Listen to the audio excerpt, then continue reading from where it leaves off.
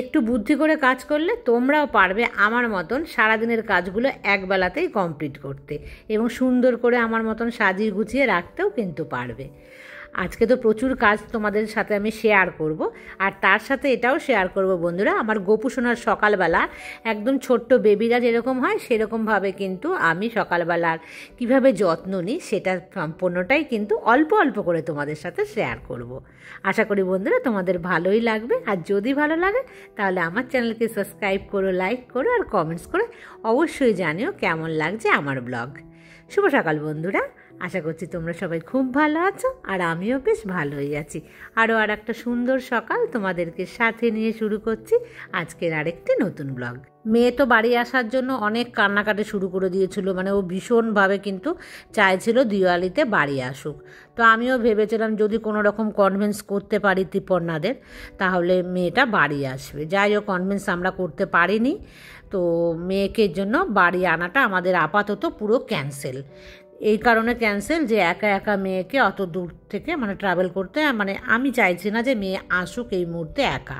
মেয়ে 3-4 বছর হয়ে গেলে তখন শিখে যাবে, তো আসবে। মেয়ের জন্য কিন্তু ভীষণ বিরক্ত। মেয়ে বলছে যে ও না গেলে আমি যাব না, সারা জীবন কি ত্রিপর্ণা আমার সাথে থাকবে? তো এরকম মেয়ে বুঝতে চাইছে না। যাই হোক, অনেক কষ্ট করে মেয়েকে বোঝানো হয়েছে, তো মেয়ে আপাতত সেটা বুঝেছে যে ঠিক আছে, যাওয়া যখন যাবে না আর কি করব। তবে একটা কথা, মেয়ে কিন্তু বারবার ধরো নুন থেকে চুন খসা যাকে বলে, ধরো কিছু একটা হয়েছে, আমি যদি কিছু বললাম সাথে সাথে বলছে মনে রেখো আমাকে কিন্তু তুমি বাড়ি যেতে দাওনি, জানো, ওইভাবে আমাকে বলছে আমি নাকি ওকে বাড়িতে আসতে দিইনি। হ্যাঁ, আমি বললাম যে হ্যাঁ কী করব, আমার টেনশন হয় না, ভয় হয়, সেই জন্য। বলছে কত দিন গ্যাপ হয়ে যাবে, সেই কবে গেছে বন্ধুরা, আর আসবে কবে? ভেবেছিল মাঝখানে দিওয়ালি হোক, বা আমাদের এখানে তো জগদ্ধাত্রী পুজো অনেক বড় করে হয়, তখন ও থাকবে। জগদ্ধাত্রী পুজোতে এই বছর থাকতে পারবে না, কারণ মেয়ের পরীক্ষা পড়েছে জগদ্ধাত্রী পুজোর মধ্যে। আর দিওয়ালি থেকে জগদ্ধাত্রী পুজো মাত্র মানে 1 সপ্তাহ থেকে 10 দিন হবে কিনা, মানে ডিফারেন্স থাকে, 10 দিনও থাকে না। তাই ভেবেছিল দিওয়ালি ছুটিতে যদি এসে 7 দিন থাকতাম, কারণ কলেজ তখন একদমই বন্ধ থাকে। দিওয়ালিতে কিন্তু দেখবে বাইরে প্রচুর ছুটি থাকে, স্কুল কলেজ।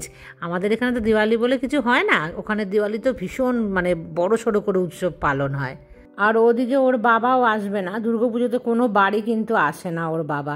আমাদের কৃষ্ণনগরে না দুর্গাপুজো একদমই ভালো হয় না, জগদ্ধাত্রী পুজো কালী পুজো ভীষণ বড় করে হয়।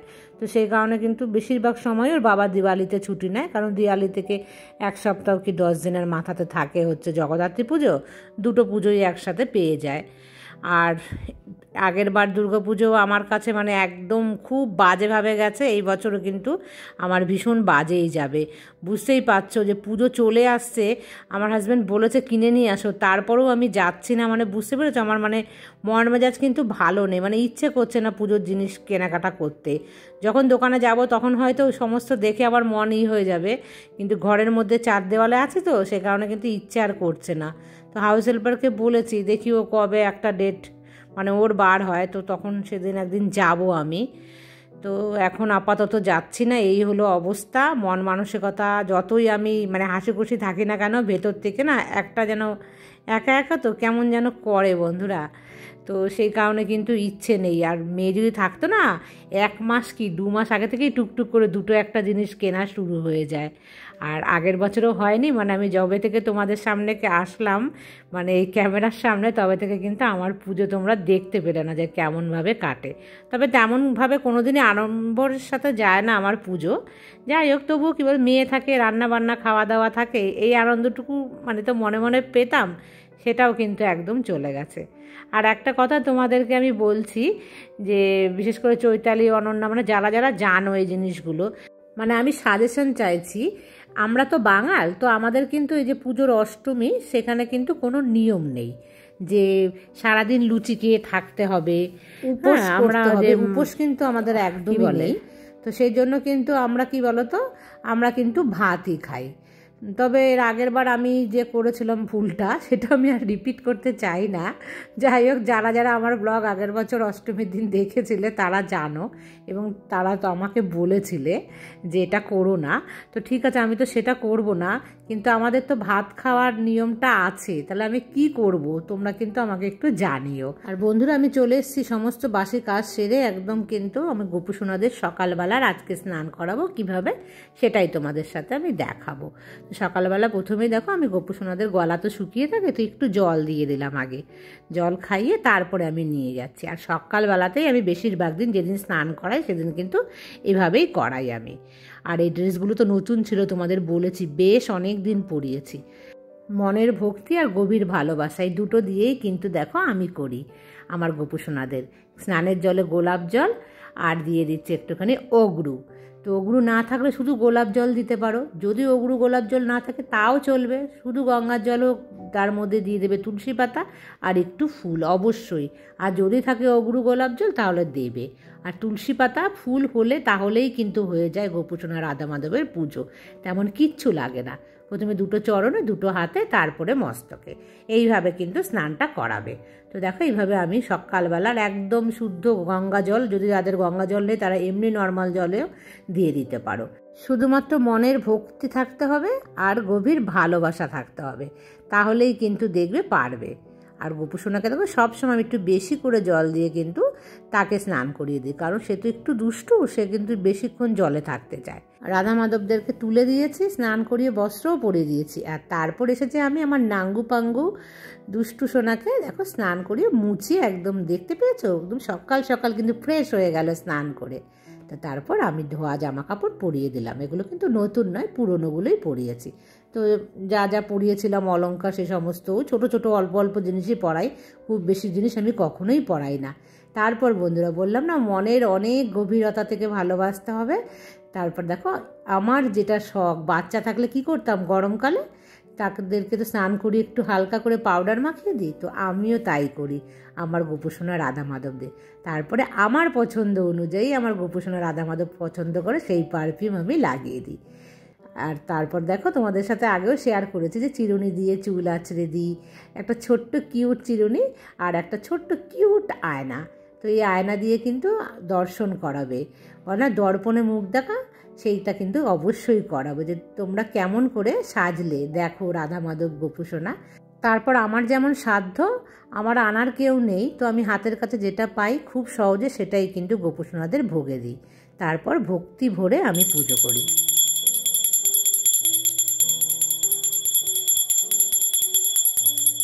আমি মন থেকে বিশ্বাস করি দিনের আধ ঘন্টা থেকে 1 ঘন্টা যদি সকালবেলাটা শুরু করি ভগবানদেরকে নিয়ে, মানে যার যার সিংহাসনে যে যেই ঠাকুরই থাকুক না কেন, তাদেরকে যদি মনের গভীর থেকে শ্রদ্ধা ভক্তি দিয়ে ভালোবাসা দিয়ে তাদের পুজো করতে পারি, তাহলে স্বয়ং ভগবান আমাদের সংসারে নেমে আসে, মানে তার কৃপার হাত আমাদের উপরে বজায় রাখে। তো এটা কিন্তু প্রত্যেকেই করো দিনের শুরুতে আশিবাসী কাজ সারার পর। যাই হোক বন্ধুরা, সকালের ভোগ দিয়ে চলে আসলাম, দুধ বসিয়েছিলাম, আর এখানে এটা কী নিয়েছি বলতো, চিড়ে, মানে এইটুখানি চিড়েই বেঁচেছিল, তো সেই চিড়েটুকু শেষ করে দিচ্ছি। কলা একটা দিয়ে চটকে খাই, মানে মিষ্টি মিষ্টি হওয়ার জন্য, চিনি তো নিই না, কলা দিয়েই কিন্তু খাই। আর দিনে একটা কলা খাওয়া যেতে পারে, যেহেতু আমাদের সুগার টুগার কিছু নেই। তো যাই হোক, জানলার কাছে বসে খাচ্ছি, আর ওই জানলার দিয়ে বাইরে কী দেখি বলো তো, বিড়াল। আমি না বিড়ালের যখন আওয়াজ শুনতে পাই, মানে বাইরে না বিড়াল মারামারি করে বা দৌড়ে হ্যাঁ হুঁ করে ঝগড়া করে না, তো সেইগুলো কিন্তু আমি না শুনি। আর বিড়ালের প্রতি তো আমার অনেক দুর্বলতা, সেই কারণে কিন্তু আমি বিড়ালের আওয়াজ শুনতে পেলে না বারবার, মানে আমার জানলার কাছে আমি আটকে গিয়ে না দেখি যে কেউ মারামারি করিস না, সবাই শান্তভাবে থাক।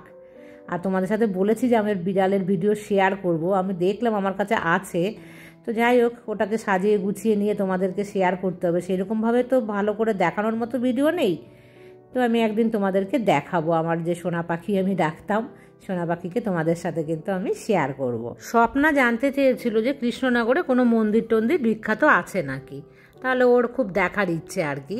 তবে আমি বলছি কৃষ্ণনগর কিন্তু যে খুব মন্দিরের জন্য বিখ্যাত জায়গা একদমই নয়, কৃষ্ণনগর হচ্ছে রাজা কৃষ্ণচন্দ্রের জন্য বিখ্যাত। তার সাথে সাথে কি আছে যে ঘূর্ণি, মাটির পুতুল কৃষ্ণনগরে কিন্তু একদম সত্যি সত্যি সেরা। ওখানে খুব সুন্দর সুন্দর মাটির পুতুল পাওয়া যায়।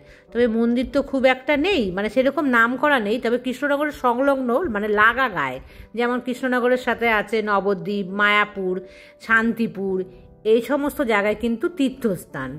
তো কৃষ্ণনগরে আসলে মানে কৃষ্ণনগরের ওপর দিয়েই তোমাদেরকে যেতে হবে, যেহেতু ওর বাড়ি বললো সোদপুরে, কৃষ্ণনগরে এসেই কিন্তু খুব কাছাকাছি পেয়ে যাবে। বা আমাদের এখানে যে তীর্থস্থান জায়গা আছে বলতে কাছাকাছি নয়, তাও অনেকটা যেতে হয়, শিবনিবাস, তো তোমার একটু দূর হয়ে যাবে।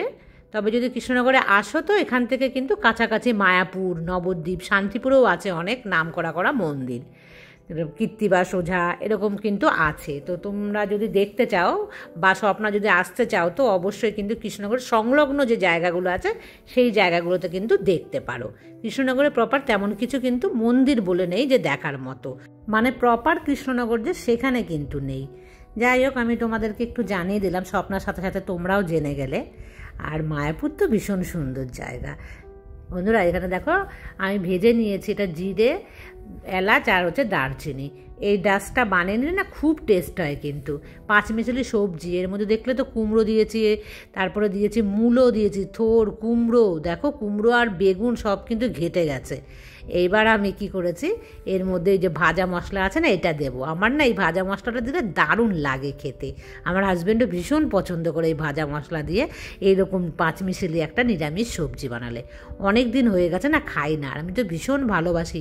দেখতে পাচ্ছ বন্ধুরা কতখানি হয়েছে সবজি, সব সবজি কিন্তু আমি একদিনে খেয়ে নেব, এত ভালোবাসি আমি সবজি খেতে। আর তার মধ্যে তো এই 5 মিশালি সবজিটা তো দারুণ লাগে খেতে। আর এই যে ভাজা মশলাটা বানালাম, এই ভাজা মশলাটা যদি একটু বেশি করে বানিয়ে রাখো তাহলে কি হবে, বেশ কয়েকটা তরকারিতে দিতে পারবে কিন্তু। আর খুব বেশি বানালে না বেশি দিন রাখলে একটা স্মেল চলে যায়, সেজন্য আমি খুব একটা কিন্তু বেশি বানাই না। আদা, জিরে, কাঁচা লঙ্কা, টমেটো এই দিয়ে কিন্তু মশলা। আর এই মশলাটা কষানোর সময় একটুখানি দিয়ে দিলাম ওই জিরের গুঁড়ো ভাজা, সেটা কিন্তু খুব সুন্দর একটা মানে স্মেল আসে। দেখেছো একদম মাখা মাখা করেছে আজকে, পেঁয়াজ রসুন দেয়নি কিন্তু, পেঁয়াজ রসুন দিলে তো ভালোবাসি না এইভাবে, তবে একটু কিন্তু পেঁয়াজ দিলে ভালো লাগে খেতে। যাই হোক আজকে আর দিইনি, সম্পূর্ণ মানে নিরামিষ মাছ, বুঝেছো, একে বলে ভণ্ডা সাধুর মাছ খাওয়া, মানে মাছও খাওয়াবো এদিকে পেঁয়াজ রসুনও দিলাম না। যাই হোক এইরকম বানিয়ে নিয়ে দেখলে চটপট। আর বন্ধুরা দেখো আমি ভাত তো বসিয়ে দিচ্ছি, তারপরে আমি কি করি, এইভাবে যদি কাজ করো না তাহলে দেখবে কাজগুলো কিন্তু খুব সুন্দর থাকে। যদি তোমরা এগুলো মাজার হয় সাথে সাথে মেজে নিলে, আর মাজার না হলে যদি হাউস হেল্পার থাকে আমার মতন, তাহলে তোমরা কী করবে, এরকম একটা টাব নেবে সব সময়, টাব নিয়ে সেটাকে কিন্তু সরিয়ে রেখে দেবে যেখানে মানে মাজা হয় সেখানটাতে। আর তারপর দেখো আমি যে একটা ভেজা কাপড় দিয়ে কিন্তু জায়গাটা মুছে নিলাম, সাবান দিয়ে মুছলাম না, কারণ জায়গাটা একটু পরিষ্কার করে নিলাম, অগোছলো থাকলো না। সাথে সাথে কিন্তু দেখো একদম অল্প পরিশ্রম, ওটা করতে তো পরিশ্রম লাগে না, খুব সামান্য একটা ভেজা কাপড় বুলিয়ে নিলাম, তো জায়গাটা কিন্তু চটপট পরিষ্কার করে রাখলাম, কেউ আসলেও দেখলে মনে হবে না যে জায়গাটা নোংরা হয়ে আছে। আর এই যে দেখো এটাকেও একটুখানি আমি আজকে কী করছি, কলিনটা কিন্তু রুমালের মধ্যেই নিয়েছি, নিয়ে তারপরে একটু ডলে দিলাম। দিনে একবার ডলে দিলেই কিন্তু যথেষ্ট, মানে দুবার ডললে ভালো হয়। যাই হোক কত সময় তো দেওয়া যায় না, একবারেই পরিষ্কার হয়ে যাবে চটপট। মানে কী বলতো, ভাতটা বসিয়ে দিয়ে এই যে ছোটো ছোটো কাজগুলো সাথে সাথে করে ফেলার চেষ্টা করবে, মানে সময়টা না বসে থেকে, তাহলে দেখবে না কম সময়ের মধ্যে তুমি অনেকগুলো কাজ করে ফেলতে পারবে। আর এই যে দেখো মুছে টুছে রেখে দিলাম, মানে দেখতেও তো মন থেকে কতটা ভালো লাগছে না। তো খুব কম সময়ের মধ্যে ঝটপট করে ফেলার চেষ্টা করবে, ছোটো ছোটো কাজগুলো করলে দেখবে তোমার বাড়িটা কিন্তু সুন্দর থাকবে।